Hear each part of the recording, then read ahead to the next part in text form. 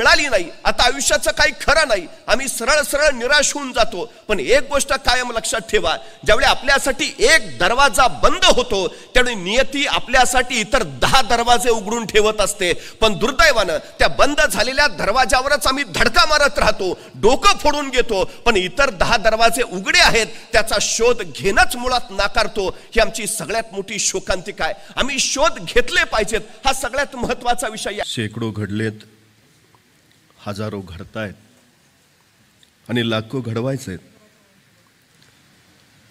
या उद्दिष्टानं SP finance academy यांनी आयोजित केलेला आजचा हा कार्यक्रम सर्वसामान्य माणसांच्या जीवनामध्ये नवी सकाळ रोजच आली पाहिजे यासाठी सातत्यानं कार्यरत असणारं दैनिक सकाळ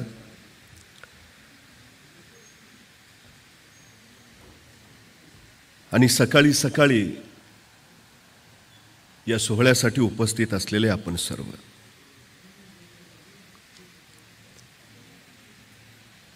मी येता येता पुण्यात महात्मा फुले मंडईच्या तिथं होतो.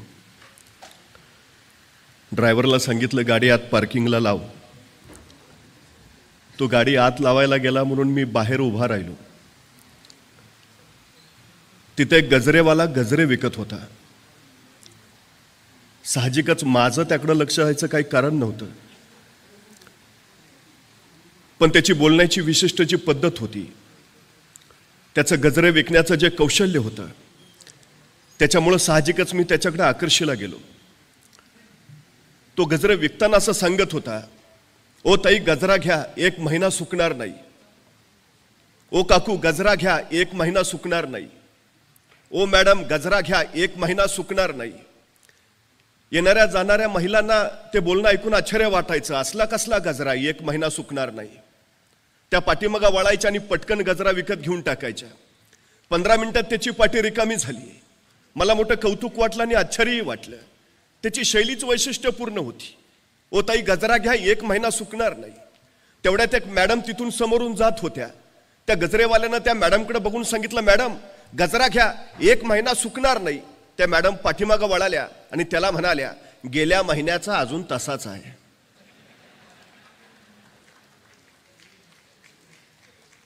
मला प्रश्न पडला, शिक्षण न घेतलेला तो गजरेवाला त्याचं कौशल्य महत्वाचं की शिक्षण घेऊन त्याच्या कौशल्यावर मात करणाऱ्या त्या मॅडमचं ज्ञान महत्वाचं? दोन्ही गोष्टी अत्यंत गरजेच्या आहेत. ज्ञानही अवश्य असायला हवं आणि कौशल्यही असायला हवं. क्षमता प्रत्येक माणसामध्ये असतेच, बुद्धी प्रत्येकाला दिलेली आहेच, फक्त त्याचा प्रत्येकजण कसा वापर करतो याच्यावर त्याचं यश अवलंबून असतं. ही सगळ्यात महत्वाची गोष्ट आहे. मुळामध्ये आपल्यात काय आहे याची ओळख होणं हेच यशाकडे जाणारं पहिलं आपलं पाऊल ठरतं. दुर्दैवानं आपल्यातल्या बऱ्याच लोकांना आपल्यात नेमकं काय आहे याचाच शोध अखेरपर्यंत लागत नाही. त्यामुळे ती माणसं यशस्वी होत नाहीत. ही सगळ्यात महत्वाची गोष्ट आहे. मी अभिनंदन करतो सकाळचं, मी अभिनंदन करतो SP अकॅडमीचं की माणसांमध्ये जे आहे त्याचा शोध घ्यावा, त्यांना दिशा द्यावी आणि त्यांना मार्गरत करावं आणि यशस्वी बनवावं या हेतून हा सगळा उपक्रम ते इथं आयोजित करतायत. ही सगळ्यात महत्वाची गोष्ट आहे. खरं तर आम्ही लहानपणापासून सातत्यानं शिकणं या गोष्टीला अपार महत्व देतो आणि ते महत्वाचंच आहे. खरं तर शिक्षण ही महत्वाची गोष्ट आहे, पण कुठलीच महत्वाची गोष्ट शिकता येत नाही. ही सगळ्यात मोठी वस्तुस्थिती आहे. माणूस जर शहाणा होत असेल तर तो पुस्तकाच्या पानावरच्या ज्ञानापेक्षा अनुभवानं सगळ्यात जास्त शहाणा होतो. ही सगळ्यात मोठी वस्तुस्थिती आहे. त्यामुळे जीवनाच्या प्रांगणामध्ये ज्यावेळी तुम्ही पाऊल टाकता, चालत चालत राहता, टक्केटोणपे अनुभवता, संकटांचा मुकाबला करता, आव्हानांना सामोरे जाता, त्यावेळी तुम्ही जे अनुभव समृद्ध होता, ती अनुभव समृद्धता खऱ्या अर्थात तुम्हाला शहाणी करत असते. ही सगळ्यात मोठी वस्तुस्थिती आहे. त्यामुळे खरं तर या शहाण्या होण्याच्या प्रक्रियेतला हा एक टप्पा आहे असं मानायला आपण काही हरकत नाही. मुळामध्ये सगळ्यांचं अंतिम ध्येय काय? एक प्रश्न त्याहीपेक्षा महत्वाचा आहे. मुळात प्रत्येकानं आपापलं ध्येय ठरवलं आहे काय या प्रश्नापासून आपल्याला सुरुवात करावी लागते. बघतो जमलं तर, करतो बघून, पाहतो काय होतंय का, अशा प्रश्नांच्या मालिकेत जी माणसं सातत्यानं अडकत राहतात ती माणसं आयुष्यात काहीही करू शकत नाहीत. ही सगळ्यात महत्वाची गोष्ट आहे. कुठं जायचं आहे ते पक्क ठरवता आलं पाहिजे. एकदा ते ठरलं की मग मार्ग निवडता येतो. मार्ग निवडता आला की त्या मार्गावरच्या अडचणी शोधता येतात. अडचणी शोधता आल्या की त्याच्यावर कशी मात करायची हे ठरवता येतं आणि त्याच्यासाठी जे जे गरजेचं आहे ते मग मिळवता येतं. ही सगळ्यात महत्वाची गोष्ट आहे. अनेकांना असं वाटतं की माझा मार्ग खडतर नको, तो सुलभ असायला हवा. अनेकांना असं वाटतं की माझ्या वाटेत संकट यायलाच नकोत. अनेकांना असं वाटतं की मी राजासारखं जगायला हवं. पण सगळ्यात महत्वाची गोष्ट अशी आहे की राजासारखं जगायचं असेल तर पहिल्यांदा राजासारखं वागायला शिकलं पाहिजे. हा सगळ्यात महत्वाचा पैलू आम्ही विसरतो. राजा म्हणून कसं वागायचं याचे आडाखे ज्यावेळी तुम्ही बांधायला जातात त्यावेळी मग या सगळ्या गोष्टी तुमच्या समोर येतात. ही सगळ्यात महत्वाची गोष्ट आहे. अनेकांना अनेक अनुभव येतात. खरं तर मी वारंवार असं सांगत राहतो की अलीकडचा सध्याचा काळ जर आम्ही पाहिला, सगळ्यांचं अंतिम ध्येय काय? पूर्वी ध्येय वेगवेगळी होती, आता ध्येय मर्यादित झाली. साधारणपणे काय अपेक्षित आहे? मला पैसा हवाय. का? मला पैशानी सारं मिळवता येतं. मला जे हवंय ते मला कमावता येईल. माझ्याकडे फक्त पैसा हवा. म्हणजे माणसाच्या खिशात अर्थ आला की त्याच्या जगण्याला अर्थ येतो. हा साधा सरळ सुविचार आम्ही आमच्या मेंदूवर पूर्णपणे कोरून ठेवलाय. मग सगळ्यात महत्वाचा प्रश्न तिथून सुरू होतो की पैसा कमावणं आणि पैसा बनवणं यातला मूलभूत फरक तरी आमच्या लक्षात आलाय का? जो पैसा कमावतो तो पैसा गमावतोही, पण जो पैसा बनवतो त्याला गमावण्याची भीती नसते. ही सगळ्यात महत्वाची गोष्ट आहे. त्यामुळे आम्ही नेमकं कुठल्या मार्गाने जाणार आहोत याचाही विचार आम्ही प्रामुख्यानं करायला हवा. आता याच्यामध्ये आणखी 2 टप्पे आहेत. आम्ही शिक्षण शिक्षण शिक्षण सतत म्हणतो आणि समाजामध्ये जो उच्च शिक्षित आहे त्याला प्रतिष्ठा आहेच. त्या शिक्षणाच्या जोरावर आम्ही उत्तम नोकरी मिळवतो, नोकरीच्या जोरावर आम्ही उत्तम पगार मिळवतो आणि पगाराच्या जोरावर आम्ही जीवनातली सगळी सुख हस्तगत करतो. त्यामुळे समाजामध्ये नोकरी शिक्षण या गोष्टीला प्रतिष्ठा आहेच, याच्याबद्दल अजिबात शंका नाही. पण प्रश्न असा आहे की पूर्वीचा काळ वेगळा होता, कारण उपलब्ध नोकऱ्यांची संख्या आणि ग्रॅज्युएट झालेल्यांची संख्या याच्यात तफावत होती. सुशिक्षित लोक कमी होती, नोकऱ्या जास्त उपलब्ध होत्या. शिक्षणाचं प्रमाण वाढलं तशी पदवीधरांची संख्या वाढली आणि नोकरीची उपलब्धता कमी झाली. नुसत्या पदवीधराला नोकरी मिळेना आणि मग आणखी पोस्ट ग्रॅज्युएट व्हायकडे कल वाढला. त्याच्यानंतर तिथं सुद्धा तीच अडचण सुरू झाली की नोकऱ्यांची उपलब्धता आणि शिक्षितांची संख्या याच्यातली तफावत अति जास्त निर्माण झाली. माणसं मग नोकऱ्यांसाठी भटकत भटकत राहिली आणि मग भाकरीचा चंद्र शोधण्यातच अर्धी जिंदगी बर्बाद झाली. अशी ही उदाहरणं आम्ही जागोजागी पाहायला लागलो. प्रश्न असा आहे की खरं शिक्षण महत्वाचं आहे का? मुळात एक गोष्ट आम्ही लक्षात घेतली पाहिजे, गरजेचंच आहे, पण त्याच्या पलीकडे दुसरे पर्याय आपल्याकडे नाहीत का? त्या पर्यायांचा शोध आम्ही घेतलाय का? नोकरी मिळाली नाही, आता आयुष्याचं काही खरं नाही, आम्ही सरळ सरळ निराश होऊन जातो. पण एक गोष्ट कायम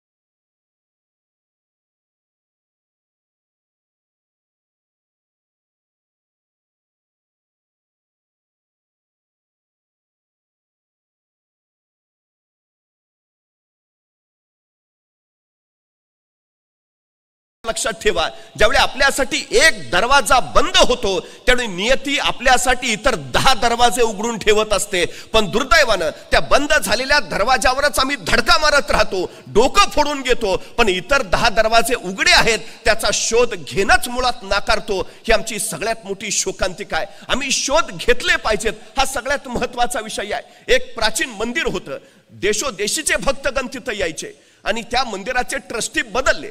ट्रस्टी बदलल्यावर त्यांनी नवीन नियम काढला की मंदिरात काम करणाऱ्या प्रत्येकाला इंग्रजी हे आलंच पाहिजे, इंग्रजी कंपल्सरी. आता त्या मंदिरात अनेक लोक काम करत होते, इंग्रजी येत होतं असं नाही. ज्यांना इंग्रजी येत नव्हतं त्यांनी इंग्रजी शिकण्यासाठी प्रवृत्त केलं. काही लोकांना शिकून इंग्रजी आलं. पण त्याच मंदिरात गेली 30 वर्ष एक घंटा वाजवणारा माणूस होता, ज्याचं काम फक्त घंटा वाजवायची एवढंच होतं.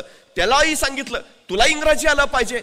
55 वर्ष वयाच्या त्या गृहस्थानं विचारलं, माझं काम घंटा वाजवण्याचं आहे, मला इंग्रजी येऊन काय उपयोग? मला घंटा कुठे इंग्रजीतनं वाजवायची आहे? नाही आलं तरी चालेल की. ट्रस्टीनी सांगितलं नाही, नियम म्हणजे नियम, तुला जर नोकरी टिकवायची असेल तर तुला इंग्रजी आलंच पाहिजे. 55 वर्षाच्या त्या गृहस्थानं त्या वयात शिकण्याचा प्रयत्न केला, पण दुर्दैवानं त्याला ते जमलं नाही. अखेर नाईलाजानं त्याला ती घंटा वाजवण्याची नोकरी सोडावी लागली. आता नोकरी सुटली, करावं काय? तो रडत बसला, हताश झाला. आत्महत्येचा मार्ग त्यांनी पत्करला नाही. त्यांनी विचार केला, जगायला तर हवं, न रडता लढायला तर हवं. काय करता येईल? मला संधी आजूबाजूला आहेत का? आणि त्याच्या लक्षात आलं, मंदिर प्राचीन आहे, गावोगावीचे देशोदेशीचे भक्त येतात, गर्दी प्रचंड आहे, पण या मंदिराच्या आवारात जर कुणाला चहा प्यावासा वाटला तर तिथं एकही चहाचं दुकान नाही. जगण्यासाठी, पोटाची खळगी भरण्यासाठी त्यांनी मंदिराच्या बाहेरच्या आवारात एक छोटी चहाची टपरी टाकली. आणि बघता बघता तिथं दुसरी चहाची टपरी नव्हती, उपलब्धताच नव्हती. आपोआप त्याचं चहाचं दुकान उत्तम चालायला लागलं. कौशल्य होतच, चवही दिली. बघता बघता त्याचा धंदा आणखी जोरात वाढला. काही दिवसातच त्या छोट्या टपरीचं रूपांतर त्याने एका मध्यम हॉटेलमध्ये केलं. तिथंही बरकत आली. बघता बघता त्यांनी मोठं हॉटेल बांधलं. आणखी पैसा येत राहिला. बघता बघता त्यांनी 3 स्टार हॉटेल तयार केलं. तेही अफाट चाललं. 5 स्टार हॉटेल त्यांनी बांधलं. त्याच्या त्या 5 स्टार हॉटेलमध्ये देशो विदेशाची लोक यायला लागली, राहायला लागली. तिथलं व्यवस्थापन, तिथलं नियोजन बघून भारावून जायला लागली. असंच एक अमेरिकेचं शिष्टमंडळ त्याच्या त्या 5 स्टार हॉटेलमध्ये मुक्कामाला होतं. तिथलं व्यवस्थापन, नियोजन बघितलं आणि त्या शिष्टमंडळाने इच्छा व्यक्त केली, या हॉटेलच्या मालकाला आम्हाला भेटायचं आहे. आणि मग सगळ्यांनी याला धरून पुढे आणलं. ते अमेरिकन लोक इंग्रजीतनं बोलतायत, हा पट्ट्या फक्त मान हलवतोय, संवादच काय होईना. आणि मग शेवटी जो तिथे एक जण होता त्याला कळून चुकलं, भाषेची अडचण आहे, इंग्रजी येत नसल्यामुळे हा संवाद होत नाही. त्यांनी हळूच त्याला विचारलं, काय हो, एवढ्या 5 स्टार हॉटेलचे आपण मालक आणि तुम्हाला इंग्रजी येत नाही? तुम्ही इंग्रजी शिकला नाही? तसा तो माणूस म्हटला, इंग्रजी शिकलो असतो तर अजून मंदिरात घंटाच वाजवत बसलो असतो.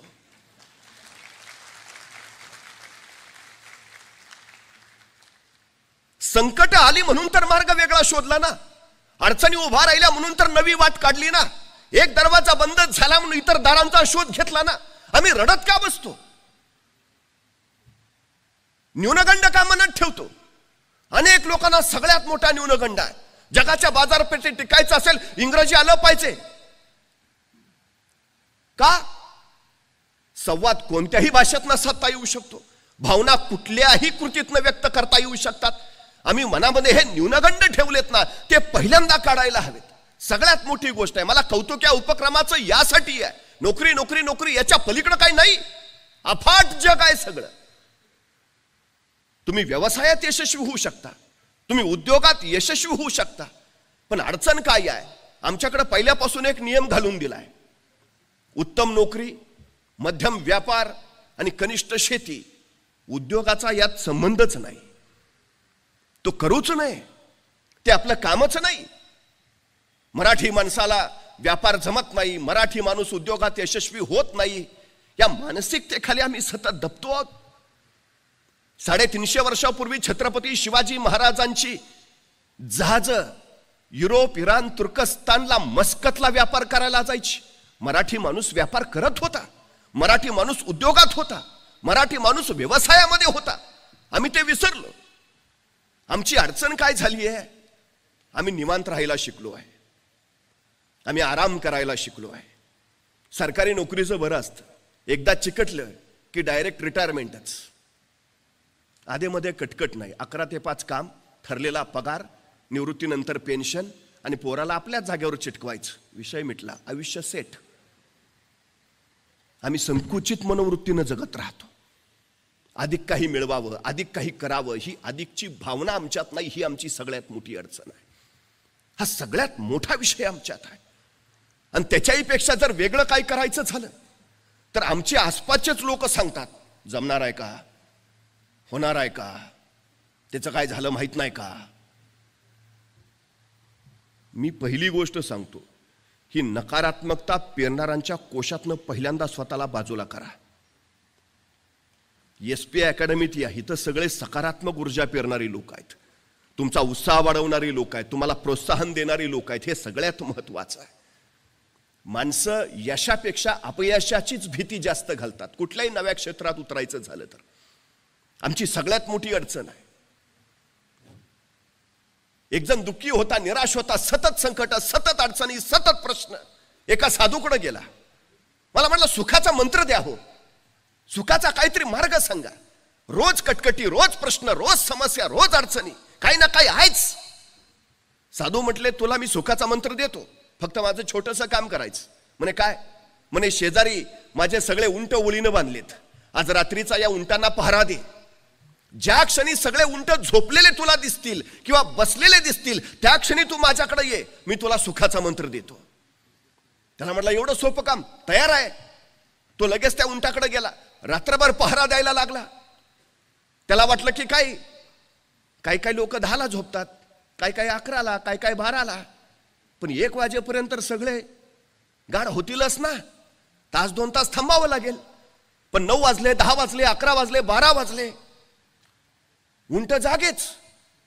नंतर त्याच्या असं लक्षात आलं, एक बसला की दुसरा उठून उभा राहायचा. आता हा बसेल म्हणून वाट बघावी, तो बसला तोपर्यंत तिसरा उठून उभा राहायचा. आता तिसरा थोड्या वेळात बसेल, तो बसला तोपर्यंत चौथा. अख्खी रात्र त्यातच गेली. सकाळी साधू त्याच्याकडे गेला, काय रे तू आला नाही सुखाचा मंत्र मागायला? अहो म्हटलं तुम्ही काय सांगितलेलं, ज्या क्षणी हे सगळे उंट एका वेळी बसतील किंवा झोपतील त्यावेळी माझ्याकडे ये. रात्रभर थकून गेलो, टक्का जागा आहे, अशी वेळच आली नाही की ज्या क्षणी सगळे उंट बसलेत किंवा झोपलेत, एक बसला की दुसरा उठतोच आहे. साधूंनी सांगितलं बाळा, आयुष्याचं नेमकं असंच आहे. एक संकट संपलं की दुसरं आपोआप उठून उभा राहत असतं. ही मालिका अखंडपणे चालू असते.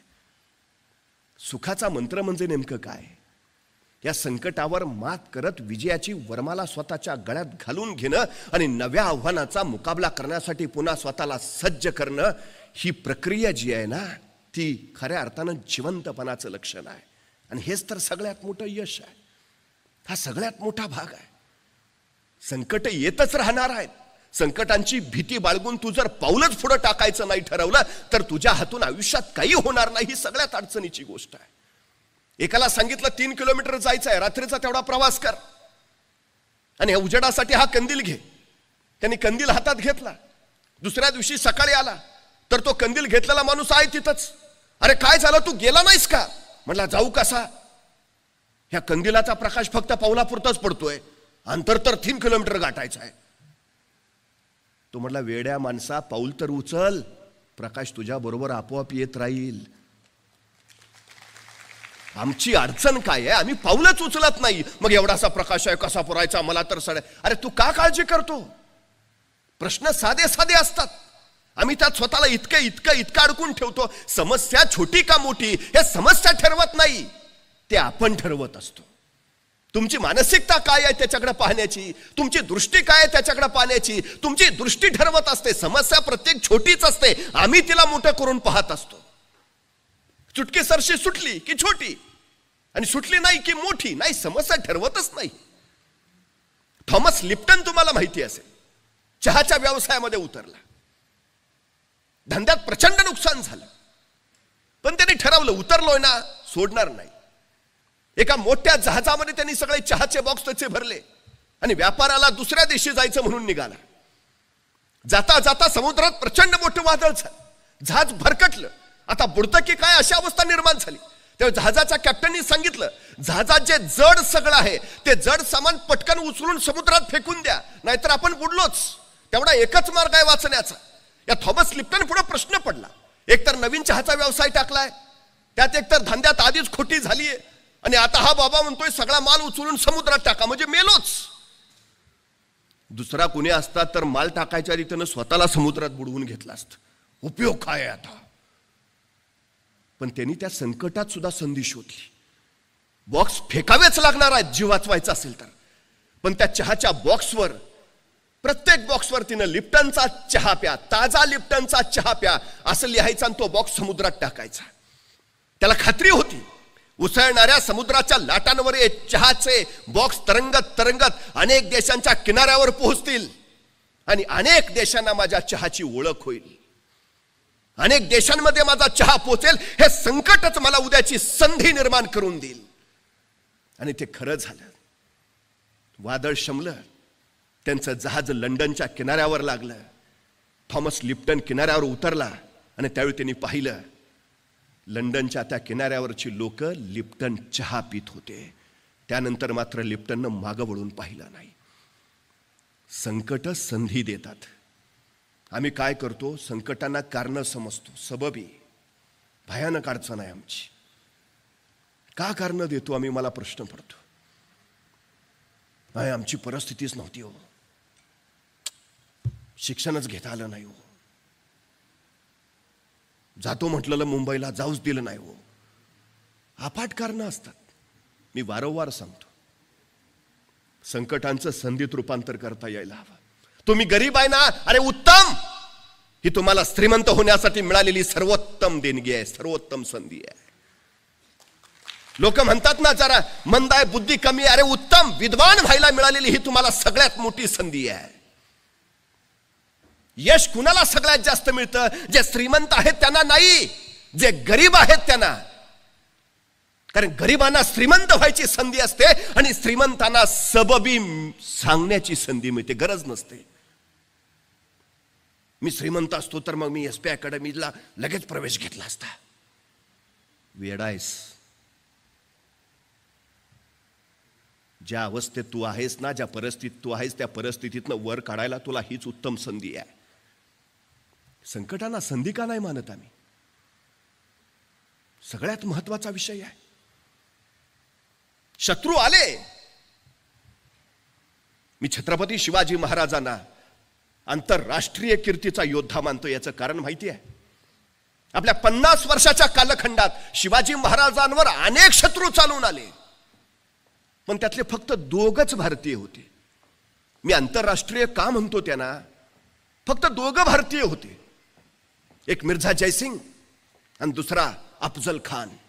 हे फक्त 2 भारतीय, उर्वरित सगळे भारताबाहेरचे होते, परकीय होते, परदेशी होते. आणि महाराजांनी त्या सगळ्या परकीयांचा विरोध केला, सगळ्यांचा पराभव केला. म्हणून जगात त्यांच्या तोडीचा दुसरा योद्धा नाही, जगातल्या सर्वोत्तम योद्ध्यांचा शिवाजी महाराजांनी पराभव केला आहे. पण ज्यावेळी महाराजांच्या लक्षात आलं, हे इंग्रज असतील, पोर्तुगीज असतील, डच असतील, हे समुद्रावर हल्ला करतायत. जमिनीवर जन्माला आलेला हा राजा पाण्यावर युद्ध खेळायची महत्वाकांक्षा राखून राहिला. समुद्र आमचा, पण त्या समुद्रात जहाज उतरवायचं झालं तर पोर्तुगीजांची परवानगी लागते. कसं सहन करतील महाराज? हा देश आमचा, मग इथं उद्योग ही आमचेच हवेत, व्यापार ही आमचाच हवा. आम्ही का नाही विचार करत? हा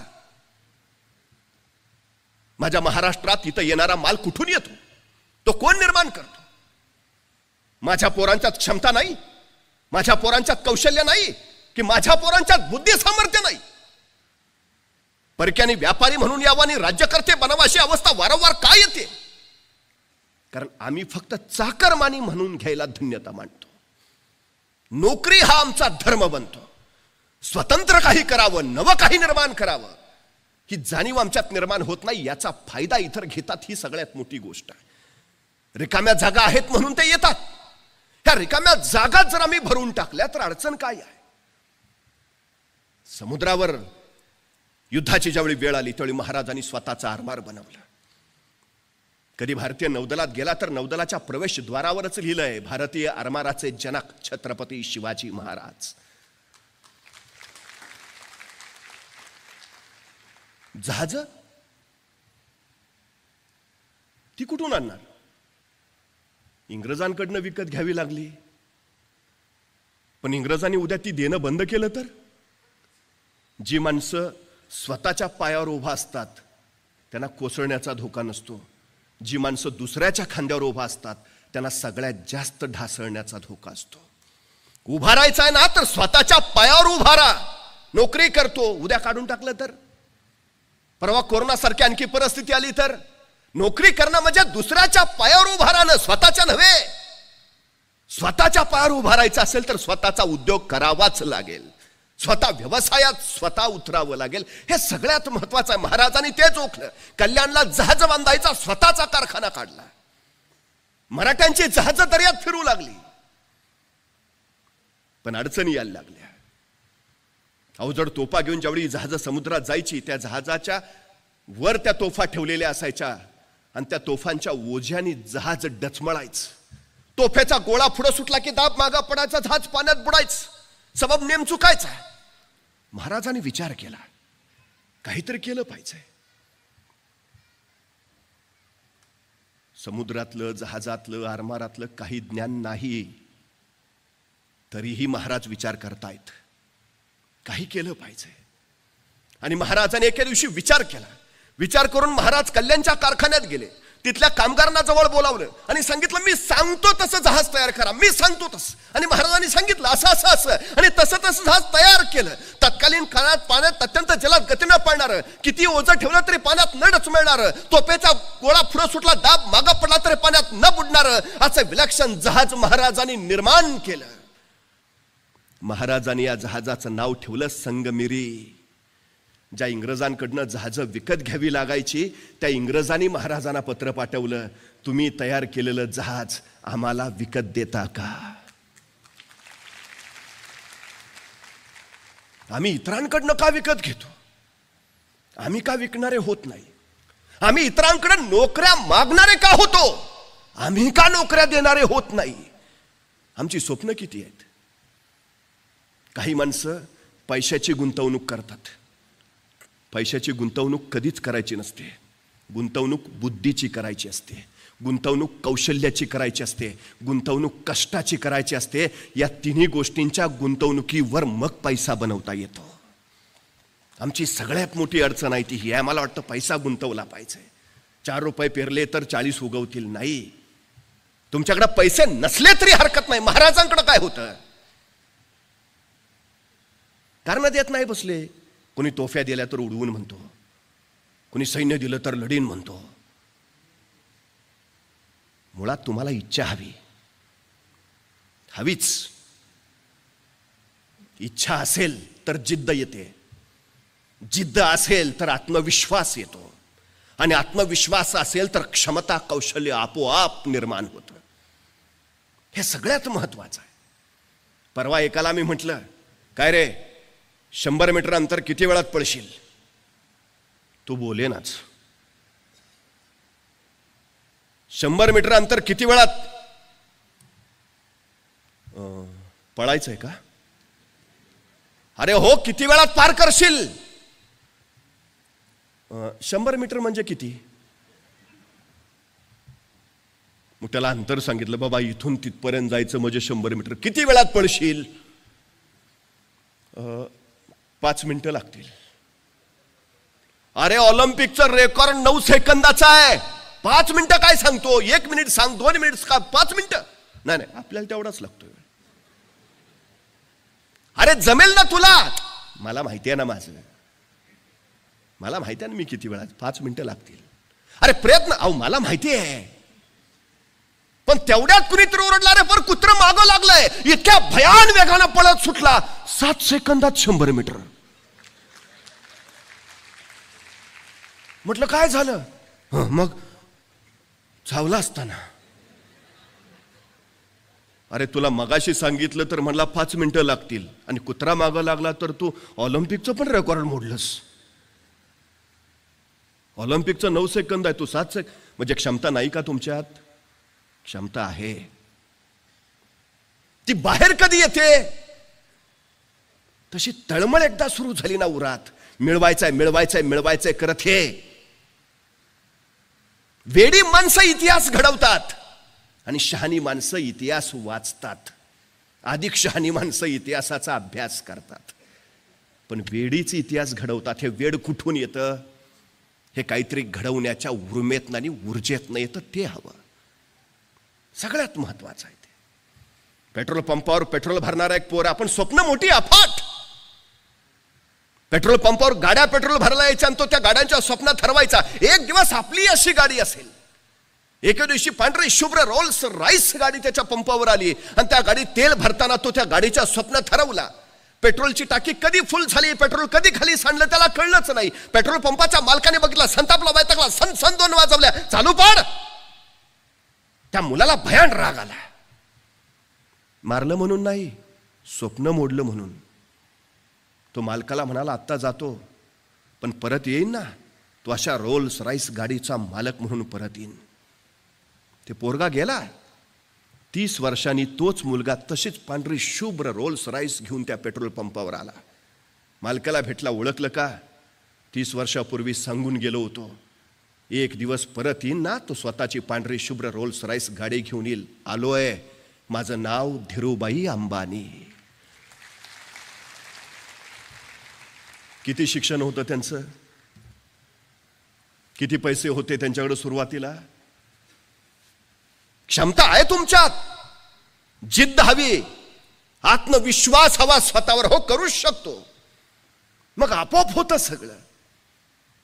पण आम्ही माणसं काय करतो, निवांत, आराम, सहज आलं पाहिजे, सारं सहज मिळालं पाहिजे, फार कष्टही नको आहेत आम्हाला, वेळेत घरी पण पोहोचलं पाहिजे. आमची सगळ्यात मोठी अडचण आहे. नोकरीकडे कल त्यासाठी आहे हो, बाकी काही नाही.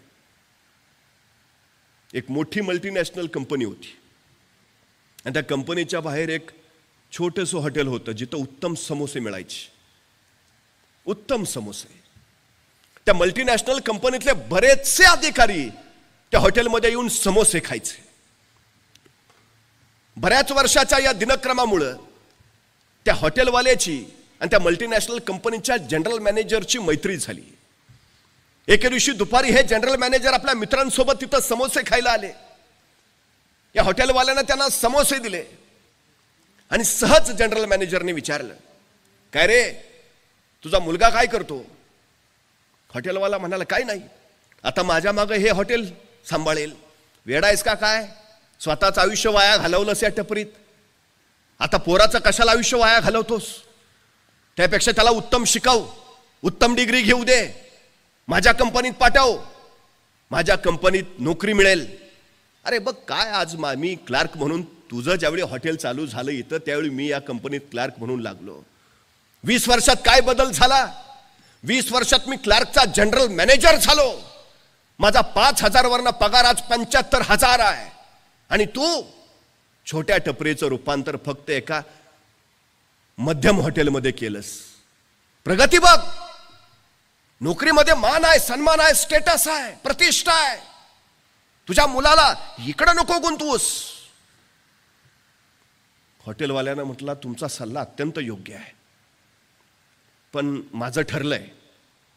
अरे वेडा आहे का तू? ऐक माझं, माझ्याकडे पाठव त्याला, माझ्या कंपनीत काम देतो, प्रगती करत करत तो पुढे जाईल. तर म्हटलं नको, आहे ते बरं आहे. मला म्हटलं, साहेब सांगा, 20 वर्षापूर्वी तुम्ही ज्यावेळी या कंपनीत लागला त्याचवेळी मी इथं समोस्याची टपरी टाकली. त्यावेळी माझा रोजचा धंदा 200 रुपये होता. आज माझा या छोट्याशा हॉटेलमधला रोजचा धंदा 20,000 रुपये आहे. त्यातला 10,000 रुपये माझा मी नफा पकडला तर 3 लाख रुपये मी महिन्याला कमावतो. आणि 20 वर्षात तुम्ही किती पगारावर गेलाय? 75,000 रुपयेवर. 2.25 लाख रुपये मी तुमच्यापेक्षा जास्त कमावतो. मला एका प्रश्नाचं उत्तर द्या मॅनेजर साहेब, आता तुम्ही निवृत्त व्हाल जनरल मॅनेजर पदावरनं, मग तुमच्या पदावर तुमच्या मुलाला लगेच चिटकवता येईल का? असं कसं होईल? त्याला डिग्री घेतली पाहिजे, स्वतःचं श्रेष्ठत्व सिद्ध केलं पाहिजे, त्याच्या मुलाखती होतील, सगळं झाल्यावर मग त्याला ती पोस्ट मिळेल. म्हणजे म्हटला, तुमच्या पोराला परत 25 वर्ष शिकलं पाहिजे, परत नोकरीसाठी वाट बघितली पाहिजे, म्हणजे तुमच्या खुर्चीवर तो असा येऊन अजिबात बसणार नाही. म्हणजे शक्यच नाही. माझ्या मुलाचं बरं आहे ना, माझा मुलगा लगेच माझ्या गादीवर येऊन बसेल हॉटेलवर, त्याला गरज नाही काय करायची. सगळ्यात महत्वाचं, तुमचा मुलगा नोकरी लागला तर त्याला परत क्लार्क पासून जनरल मॅनेजर होईपर्यंत धडपडावं लागेल. माझ्या मुलाला मात्र मी स्थिर करून दिलेला व्यवसाय आहे तो त्याच्या हातात येईल, आणि जिथपर्यंत मी कमवून ठेवलाय तिथपासून तो पुढे प्रगती करेल. पुढे आम्ही अधिकाधिक वाढत जाऊ, तुम्ही मात्र निवृत्त होऊन तिथंच असाल. कशासाठी नोकरी? ती तुम्हाला मर्यादित बनवते आणि व्यवसाय तुम्हाला अमर्यादित बनवतो. स्वप्न कशी आहेत तुमची? मर्यादित की अमर्यादित? मुळात स्वप्न बघायला शिकलं पाहिजे. स्वप्नही 2 पद्धतीनं पाहता येतात, एक डोळे झाकून आणि दुसरी डोळे उघडे टाकून. मिटलेल्या डोळ्यांनी बघितलेली स्वप्न सकाळ झाली की मिटून जातात, आणि उघड्या डोळ्यांनी पाहिलेली स्वप्न सत्यात आल्याशिवाय राहत नाहीत. ही सगळ्यात मोठी गोष्ट आहे. स्वप्न बघायलाच हवीत आणि ती जेवढी मोठी पाहाल तेवढी उत्तम. हे सगळ्यात चांगलं आहे. कष्ट तिथून करायला हवेत. फक्त थोडीशी एक सगळ्यात महत्वाची गोष्ट आहे. आपल्याला असं वाटतं असंच की काय सोपं आहे, अडचण नाही. व्यवसायात म्हणजे काय? पहिला प्रश्न आमच्याकडे असा असतो की व्यवसाय सुरू करायचा तर भांडवल पाहिजे, कर्जाची सुविधा उपलब्ध पाहिजे, कागदपत्रांची किचकट प्रक्रिया आहे, आणि त्याच्यानंतर पुढचे प्रश्न, मग मार्केटिंग, मग बाकीच्या गोष्टी. आम्ही यात सगळ्यात यशस्वी होतो का? मग त्याच्यापेक्षा अशी काही पद्धत आहे का की जिथं आम्हाला आमचे हेतूही साध्य करता येतील, जिथं आम्हाला उद्योजक पण होता येईल, स्वतःच्या पायावर उभाही राहता येईल? आज मला वाटतं SP फायनान्स अकॅडमीने नेमकं ते तुमच्यासाठी उपलब्ध करून ठेवलंय. कारण कुठलाही व्यवसाय करताना सगळ्यात महत्वाची गोष्ट जर कुठली असेल तर तुम्हाला प्रशिक्षण ही अत्यंत गरजेची गोष्ट आहे. नाहीतर काय माणसं व्यवसाय सुरू करतात. 3 मित्र एकत्र आले आणि त्यांनी व्यवसाय सुरू केला. म्हणे आपण रिक्षा चालवू. आता 3 मित्रांनी मिळून रिक्षा घेतली. रिक्षातच 3 बसायचे. पॅसेंजर कुठे बसवणार? म्हणजे काय नाही या उपयोग या व्यवसायाचा. असं करू आपण, आपल्याला टायरचा पंक्चर काढता येतो, आपण टायर पंक्चर काढायचं दुकान टाकू. ह्या 3 मिळून दुकान टाकलं. कुठं? 3ऱ्या मजल्यावर. उपयोग काय? व्यवसायाच्या 2 पद्धती आहेत. एक नवीन व्यवसायात उतरणे एकीकडं आणि पिढीजात व्यवसाय सांभाळणारे दुसरीकडं. पिढीजात व्यवसाय सांभाळणाऱ्यांकडे अनुभव समृद्धता असते, त्याच्या 2 पिढ्या त्यातच असतात. पण नव व्यावसायिक जे होऊ इच्छितात, नव्यानं व्यवसायात उतरू इच्छितात, त्यांच्या मग हा अनुभव नसतो. अनुभव नसेल तर तुम्हाला सगळ्यात महत्वाचं आहे प्रशिक्षण. त्या प्रशिक्षणाच्या शिवाय तुम्ही यशस्वी होऊ शकत नाही. ही सगळ्यात महत्वाची गोष्ट आहे. हा सगळ्यात महत्वाचा मुद्दा आहे. त्यामुळे हे प्रशिक्षण अत्यंत गरजेचं. संधी कुठं आहेत, कुठला व्यवसाय निवडावा, कुठला करावा, दूरदृष्टी ती सगळ्यात मोठी आहे. आमची अडचण काय, मला आठवतं मी ज्यावेळी महाविद्यालयीन काळात होतो त्यावेळी आमच्याकडं प्रत्येक हुशार मुलाला विचारलं काय होणार आहे? इंजिनियर. कुठला? सिव्हिल. पडत गल्लोगल्ली इतके इंजिनियर झाले की ह्यांचीच घरं ह्यांना बांधावी लागली. काळ असतो, लाट येते आणि त्या लाटेबरोबर आम्ही वाहत जातो. पण असे कुठले व्यवसाय आहेत ज्यांना मरणच नाही, जे अत्यंत गरजेचे आहेत? तुम्हाला माहिती आहे 25 वर्षापूर्वी जर कधी कुणी म्हटलं असतं पाणी विकत घेऊन प्यावं लागेल तर त्याला वेड्यात काढलं असतं. पण पाणी विकणाऱ्या कंपनीचा मालक आज जगात सगळ्यात जास्त श्रीमंत व्यक्ती म्हणून परवा घोषित झाला. संधी शोधली. अनेक कंपन्या अशा आहेत काहीच नाहीत प्रोडक्शन करत, मॅन्युफॅक्चरिंग नावाचा प्रकारच नाही त्यांच्याकडं, तरी जगातल्या सर्वोत्तम कंपन्या झाल्यात. नवं शोधायची उर्मी हवी, नवं काहीतरी करायची उर्मी हवी. एक गोष्ट लक्षात ठेवा, पैसे असणारी माणसं पैशावर डाव लावत नाहीत, ती कल्पनेवर डाव लावतात आणि पैशाची गुंतवणूक पैसा बनवण्यासाठी करतात. नव्या कल्पना असायला हव्यात. सतत नवीन नवीन नवीन काय चालेल याचा विचार सतत असायला हवा. हे महत्वाचं आहे. एक दुष्काळी वाळवंटी प्रांत आहे, पाऊस पडतच नाही, नव्हे तिथं काही उगवतच नाही. मग त्या लोकांनी करावं काय? आत्महत्या. शेतात काही पिकत नाही, पाऊस पडत नाही, काहीच नाही. पण त्यावेळी एका तरुणाच्या लक्षात आलं इतर कुठली पिकं इथं येत नाहीत, पण आपल्या देशामध्ये बाबळी मात्र आम्हाप येतात. बाबळी आहेत ना, बाबळीपासून काय मिळवता येईल? काटे, पिवळी फुलं. त्याच्या लक्षात आलं बाबळीला डिंक येतो, डिंकाची गरज आहे. आणि त्या तरुणानं स्वतःचा व्यवसाय सुरू केला. तुम्हाला आश्चर्य वाटेल, सुदान नावाचा आता छोटासा देश संपूर्ण जगाला डिंक पुरवतो आणि स्वतःची अर्थव्यवस्था निव्वळ त्या डिंकावर मजबूत करून घेतो. तुमच्याकडे काय आहे याचा आधी विचार करा. तुमच्याकडे जे नाही त्याच्या विचारात उगाच वेळ खर्चच करू नका. ही सगळ्यात महत्वाची गोष्ट आहे. आम्ही कमतरतांवर जास्त विचार करतो, पण जी माणसं कमतरतांना बलस्थानं बनवतात ती माणसं यशस्वी होतात. ही सगळ्यात महत्वाची गोष्ट आहे. तुम्हाला उत्तम बोलता येतं ना, तुम्ही उत्तम मार्केटिंग करू शकता. एखादी गोष्ट लोकांच्या गळी उतरवता येते ना, तुम्ही उत्तम व्यवसाय करू शकता, एखादं कौशल्य तुमच्यात आहे ना, तुम्ही नवं काहीतरी निर्माण करू शकता. स्वतःत काय आहे याचा शोध घेणं ही सगळ्यात महत्वाची गोष्ट आहे. हा सगळ्यात महत्वाचा मुद्दा. काहीतरी करणं हे फार महत्वाचं आहे. इच्छा असेल, प्रशिक्षण देणारे तयार आहेत, तुम्ही फक्त त्यात उतरायला हवं. मी वारंवार सातत्यानं सांगतो, एका ठिकाणी लिलाव चालला होता. वेगवेगळ्या वस्तू त्या लिलावात विकल्या जात होत्या. बोली लावणाऱ्यानं त्या लिलावाच्या वस्तूतनं एक कळकट मळकट झालेलं व्हायोलिन उचललं आणि त्यांनी बोली लावली. या व्हायोलिनची किंमत आहे 1000 रुपये. बोला, कोण बोली लावणार? त्या कळकट मळकट व्हायोलिनकडे बघितल्यावर कुणी बोलीच लावेना. शेवटी किंमत उतरत उतरत त्याची 100 रुपयावर आली. 100 रुपयाला तरी कुणी ते व्हायोलिन घेईल, पण कुणी ते 100 रुपयालाही घेतलं नाही. बोली लावणाऱ्यानं ते व्हायोलिन बाजूला ठेवून दिलं. पण तेवढ्यात एक वृद्ध गृहस्थ उठला. तो त्या बोली लावणाऱ्याच्या जवळ आला. त्याला म्हणाला, हे व्हायोलिन मी थोडा वेळ हातात घेऊ का? त्या बोली लावणाऱ्यानं म्हटलं, ठीक आहे, घ्या.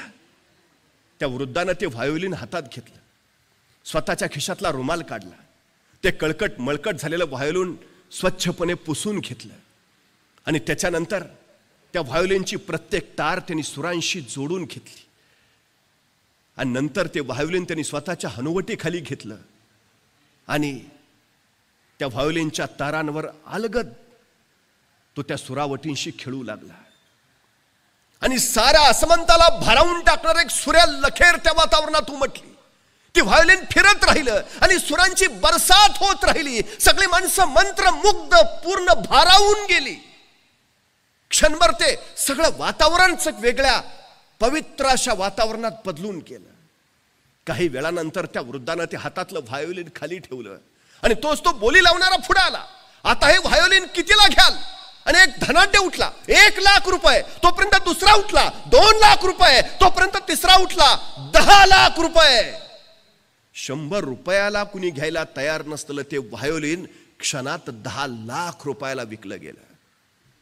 आपल्या आयुष्याचंही नेमकं असं असतं. तुम्ही त्या व्हायोलिन सारखे जर एखाद्या कोपऱ्यात रिकाम टेकडेपणानं पडून राहिला तर तुमची किंमत 0 असते. पण स्वतःच्या कर्तृत्वाच्या तारा झंकारीत तुम्ही स्वतःच्या कष्टानं जर यशाच्या तारा निर्माण करत राहिला तर त्याला मात्र अमाप किंमत येते. त्यामुळे काय करू म्हणून निवांत राहू नका. काय करता येईल म्हणून फक्त विचार करत बसू नका. रिकाम टेकडेपणानं आयुष्य तर अजिबात वाया घालवू नका. काहीतरी करत राहा, सतत करत राहा. तुम्हाला त्या संधी देण्यासाठी, शक्यता देण्यासाठी इथं सगळी माणसं तयार आहेत. आज सकाळ आणि SP अकॅडमीनं हा सगळा प्रपंच मांडलाय तो निव्वळ त्यासाठी. तुमच्यात क्षमता आहे, तुमच्यात सामर्थ्य आहे, तुमच्यात कौशल्य, या त्याला अधिक तजेलदार करत, अधिक धारदार करत तुमच्या त्या क्षमतांचा वापर करून आपल्याला पुढे जाता येईल. ही सगळ्यात महत्वाची गोष्ट आहे आणि निश्चितपणे आम्हाला त्या पद्धतीत जाता येतं. या सगळ्या गोष्टी आम्हाला करता येतात. फक्त एक गोष्ट लक्षात ठेवा, ज्याला पैसा आणि वेळ योग्य पद्धतीनं खर्च करता येते त्यालाच त्याचा परतावा योग्य मिळवता येतो. विनाकारण खर्च केलेला पैसा आणि विनाकारण खर्च केलेला वेळ हे दोघंही तुम्हाला गोत्यात आणतात. ही सगळ्यात महत्वाची गोष्ट आहे. परत हाताशी काही लागत नाही. अशा प्रशिक्षणासाठी तुम्ही खर्च केलेला पैसा, अशा प्रशिक्षणासाठी तुम्ही दिलेले 6 महिने हे उद्याचं तुमचं आयुष्य घडवणारे आहेत. ही गोष्ट पहिल्यांदा आपण लक्षात घेतली पाहिजे आणि त्या पद्धतीनं आपण काही लोक निर्णयच घेत नाहीत. असे असंख्य अतृप्त आत्मे आजूबाजूला दिसतील. त्याच वेळी विचारलं असतं तर बरं झालं असतं. आता काय उपयोग आहे? त्याच वेळी निर्णय घेतला असतं तर बरं झालं असतं. 25 वर्षांनी सांगून काय उपयोग आहे? वेळ एकदाच येते, क्षण एकदाच येतो. तो अचूक पकडता आला की यश मिळवता येतं. मग तो क्रिकेटपटू असू द्या नाहीतर अभिनेता असू द्या, टायमिंगला फार महत्व आहे. टायमिंग चुकलं की क्रिकेटपटूचा शॉट चुकतो आणि टायमिंग चुकलं की अभिनेतेचा विनोदी हुकतो. आयुष्याचं नेमकं तसं आहे. टायमिंग पकडता आलं पाहिजे. ही वेळ आहे नवं काहीतरी निर्माण करायची, नवं काहीतरी निर्माण करून दाखवायची. त्यासाठी योग्य ते मार्गदर्शन घ्यायची, योग्य ते प्रशिक्षण घ्यायचे आणि पुढे जायची, ही सगळ्यात महत्वाची गोष्ट आहे. आता काही लोकांना असंही वाटतं, हा ते बघितलं मी SP अकॅडमीचं, हा ते रिअल इस्टेटमध्ये काम करतायत, बँकिंगमध्ये काम करतायत, विम्यामध्ये काम करतायत, मग त्यांचं असं म्हणणं आहे, मग ते आम्हाला असं जावं लागेल, लोकांना भेटावं लागेल, आता हे असलं आम्ही करायचं का? मग घरी कळकटलेलं मळकटलेलं व्हायोलिन म्हणून बस, 100 रुपयाला घेतील. तुला 100 रुपये ही तुझी किंमत ठरवायची आहे का 10 लाख रुपये बनवायची आहे, हे तुझ्या हातात आहे ना. एक गोष्ट पहिल्यांदा लक्षात ठेवा, कुठलंही काम कधीच कमीपणाचं नसतं.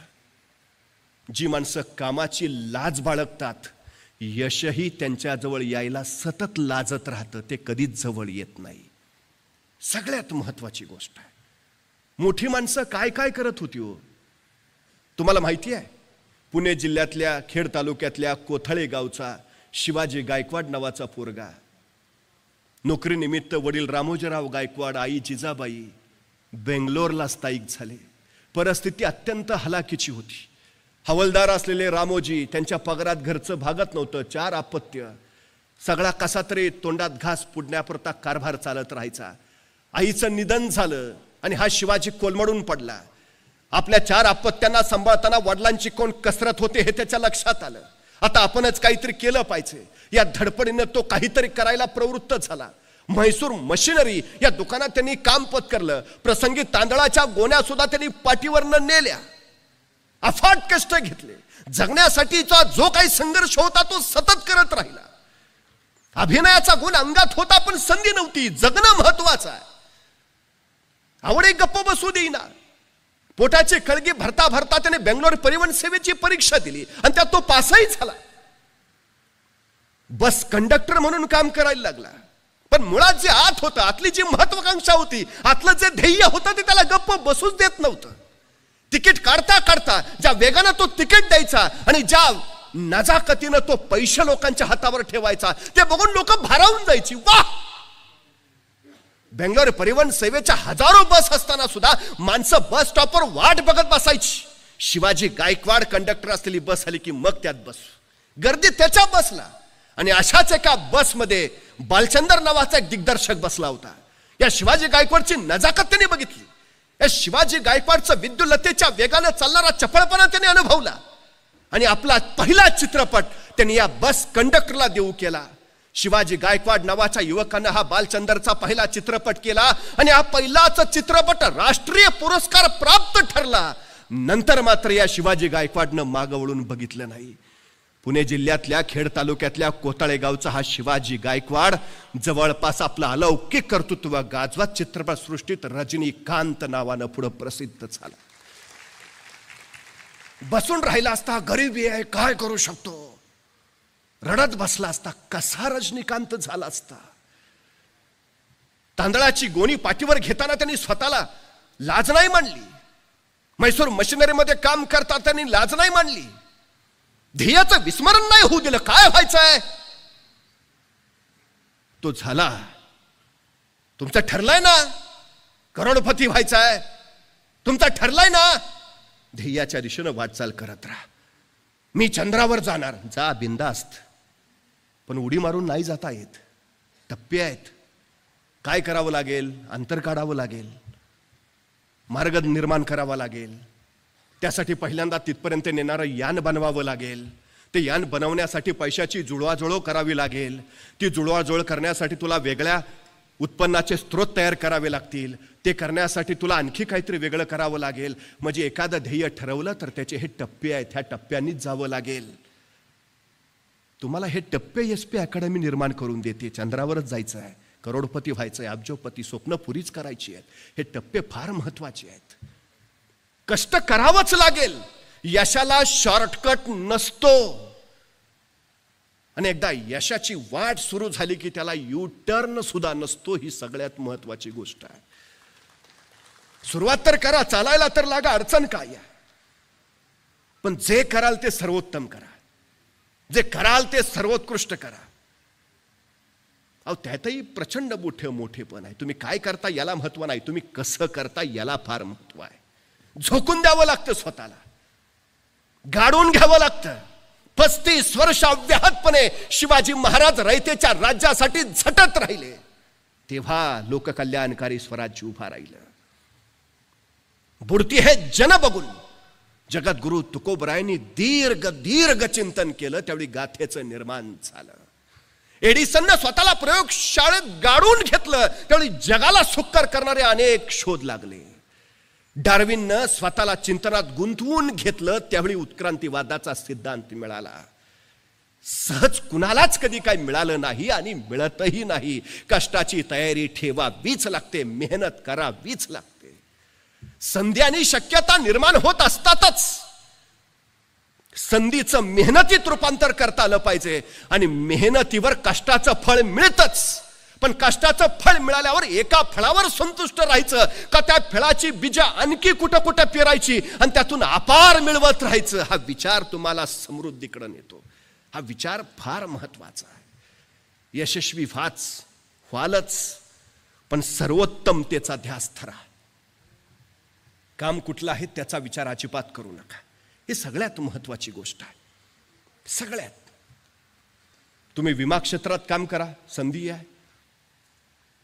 तुम्ही इस्टेट क्षेत्रात काम करा, अफाट संधीचे प्रांत आहेत तुमच्यासाठी, अफाट.